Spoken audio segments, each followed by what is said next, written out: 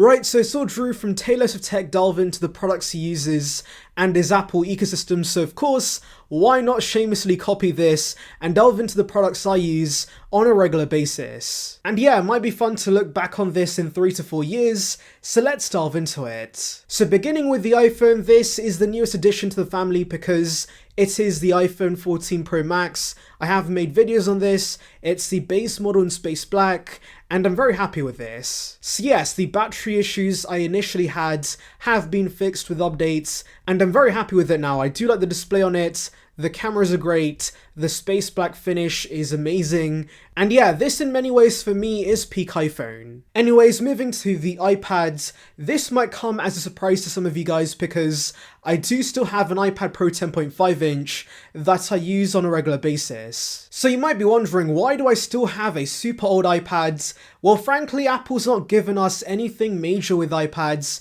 to get me to upgrades. Now, I did have an M1 iPad Air for a bit, but I got rid of that because I just was not using my iPad enough and utilizing the M1 performance. And really, the iPad for me is a multimedia machine, so watching YouTube, Netflix, Disney+, Prime, all the streaming services, that's basically what I do on this iPad. And so the iPad Pro 10.5 inch, even in 2022, is perfectly fine for that use. Now moving to the Apple Watch, I have the Series 6 right now, and to be honest, I have no interest in upgrading anytime soon because I could care less about the watch. So I know many do use the watch on a regular basis for many things, but to be honest, I only got the Series 6 because I got this through an Amazon glitch. It was £100 for an hour or so, which of course is much less than retail price, and this was when it was new, so of course I jumped on it, but I just can't justify paying retail price for a flagship watch since I don't use my watch enough. Like back when COVID was still prevalent, I was using this to unlock my iPhone, but of course that's really died down now, so this really has no purpose.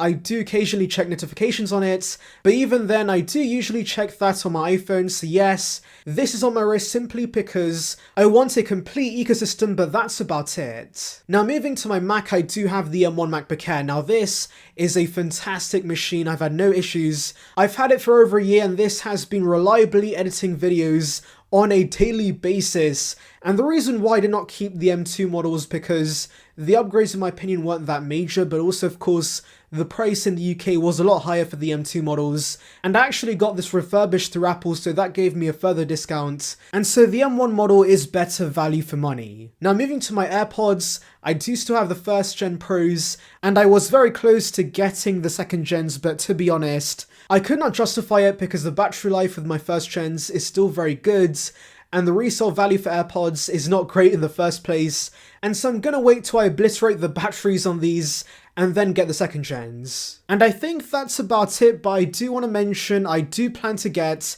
the new Apple TV because my Samsung TV has slowed down and the OS has become kind of sluggish, but the panel itself is fine, so of course connecting it to an Apple TV would be great, and since I have so many Apple products, I can now justify the price. And so yes, I have that on order right now and I should be getting it in just a few days. Now the HomePod I would get if it had Spotify integration because yes, I do use Spotify, I do prefer it. The algorithm's better on Spotify, so yeah, I don't plan to move to Apple Music, and so as a result of that, I can't really get the HomePod. And to be honest, we do already have a ton of cheap Echo Dots and Google Home Hubs I've got through offers, and so yes, I'm not desperately in need of a new HomePod. And finally, I might also get an AirTag for my wallet, but that again is not something I desperately need. Anyways, that's about it guys, but of course, tell me which products you guys use in the comments. Anyways, thank you for watching guys, make sure to like and subscribe for the latest Apple news and rumours. Check out the video above on details regarding the iPhone 15 series, and on that note, see ya peeps.